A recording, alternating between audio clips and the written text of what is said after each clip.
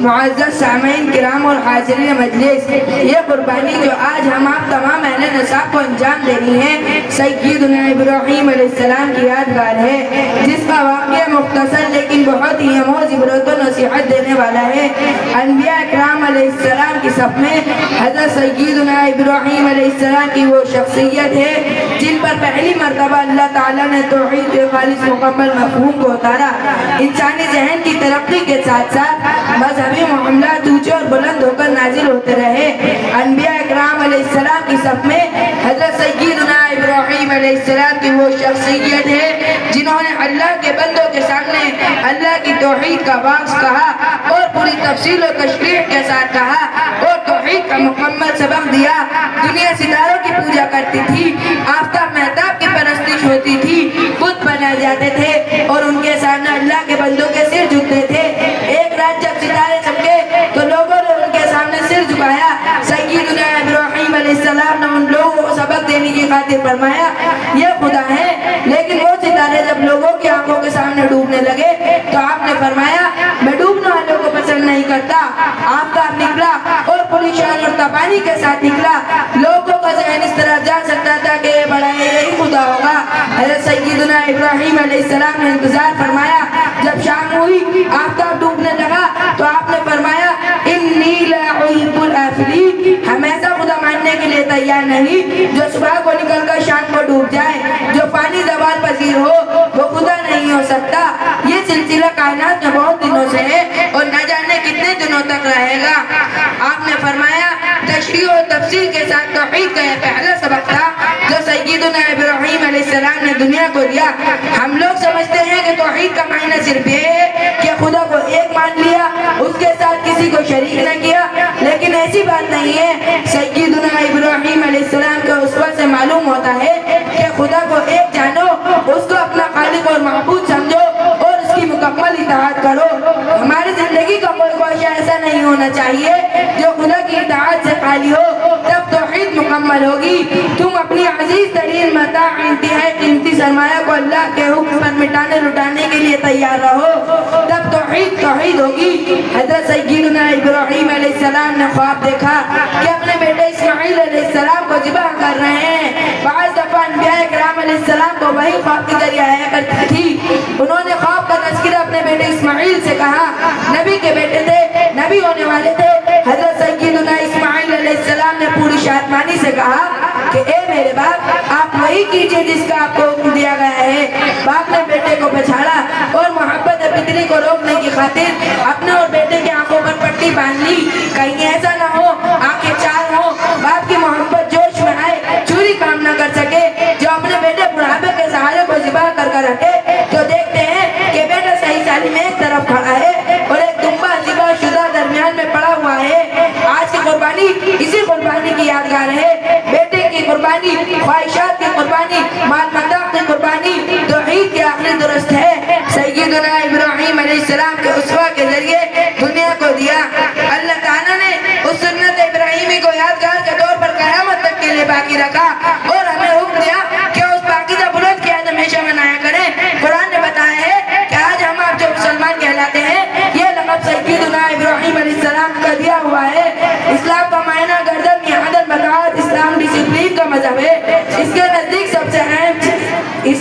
سب سے اہم اطاعت اور مطاع صرف ایک ہی ہے، بقیہ اطاعتیں اس کے اطاعت اور اس کے نیچے ہیں۔ آج ہماری جیسی حالت ہے، اس کی وجہ کیا ہے؟ وجہ صرف یہ ہے کہ ہمیں ڈسپلین نہیں ہے، نظم اطاعت نہیں ہے۔ خدا نے کہا ان الحکم الا للہ امر الا تعبدوا الا ایاہ، حکم دینے کا سزا صرف ایک ہی ہے جس کا نام اللہ ہے۔ آج ہماری جیسی حالت ہے، اس کی وجہ کیا ہے؟ وجہ صرف یہ ہے کہ ہمیں ڈسپلین نہیں ہے، نظم اطاعت نہیں ہے۔ اللہ نے کہا آج ہم آپ جو انتشار کے شکار ہو رہے ہیں، یہاں وہاں کی ٹھوکریں کھا رہے ہیں، اس لیے کہ ہم میں ڈسپلین محفوظ ہو چکی ہے۔ آپ بھی مضبوط دیوار بن سکتے ہیں اگر آپ میں بھی نظم و ڈسپلین ہو۔ آج ہمارا مسئلہ الجھا ہوا ہے، کوئی بات ہماری سمجھ میں نہیں آ رہی ہے، دنیا کہاں سے کہاں جا چکی ہے، لیکن ہم یہ فیصلہ نہ کر سکے کہ ہمیں کس کے ساتھ جانا ہے اور کس کی بات ماننی ہے۔ میرے بھائیوں، یہ طریقہ پنپنے کا نہیں ہے۔ ہمارے چلتے ہیں اور پھر لوٹ آتے ہیں، ایسا معلوم ہوتا ہے کہ منزل بھی متعین نہیں ہے۔ میرے محترم دوستو، اگر تم سوچو تو تمہیں اپنی منزل متعین نہیں کرنی ہے، تمہاری منزل طے شدہ ہے، تمہاری منزل اللہ کی اطاعت ہے، رسول کی اطاعت ہے، دین دنیا کی عظمتیں اسی اطاعت میں پوشیدہ ہیں اور اسی میں تمہاری کامیابی ہے۔ شمع اسلام کے پروانوں، اللہ نے جناب رسول صلی اللہ علیہ وسلم کی شمع روشن کر دی، تم اس کے پروانے پر کرو اور جل کر ختم ہو جاؤ، یہی تمہاری منزل ہے۔ اور اللہ کی منزل خدا کی منزل، اس کا مقصد اور اسی میں تمہاری کامیابی ہے۔ میرے بھائیوں، بات کو سمجھو، تنظیم کے ذریعے، نظم اتحاد کے ذریعے اپنی طاقت کو بڑھاؤ، ورنہ دنیا کی مضبوط ٹھوکریں تمہیں پامال کر دیں گی۔ آج کی قربانی حضرت ابراہیم علیہ السلام کی یادگار ہے۔ حضرت ابراہیم علیہ السلام نے اپنے معبود کے اوپر لبیک کہا اور اپنی زندگی کی بہترین متاع، عزیز ترین جان، سعودی و صالح مستقبل کے پیغمبر کو اللہ کی راہ میں ذبح کر دیا۔ نہ اللہ کو انسان کے خون اور نہ انسان کے ذبح کی جسم کی ضرورت تھی، اس کا مقصد تو دنیا درست تھا، آنے والی نسلوں اور ایک اللہ کے پیغمبر سے ان تمام جذبوں کو عملاً ختم کر دینا تھا جو عابد و معبود، خالق و مخلوق اور محب و محبوب کے درمیان حائل ہو سکتی تھی۔ محبت کے جتنے جذبے ہو سکتے تھے اور دل کی گہرائیوں میں جس کے لیے گنجائش نکلنے کا امکان ہو سکتا تھا، وہ حضرت اسماعیل علیہ السلام کی ذات تھی۔ وہ ہونہار بیٹے تھے، باپ کو فرزند سعید کی صلاحیتوں سے بڑی امید وابستہ تھی۔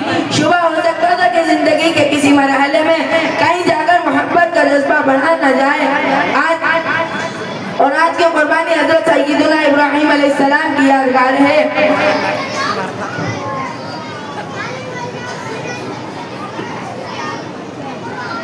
اس کا مقصد تو دنیا درست تھا، آنے والی نسلوں اور ایک اللہ کے پیغمبر سے ان تمام جذبوں کو عملاً ختم کر دینا تھا جو عابد و معبود، خالق و مخلوق اور محب و محبوب کے درمیان حائل ہو سکتی تھی۔ وہ حضرت اسماعیل علیہ السلام کی ذات تھی۔ وہ ہونہار بیٹے تھے، باپ کو فرزند سعید کی صلاحیتوں سے بڑی امید وابستہ تھی۔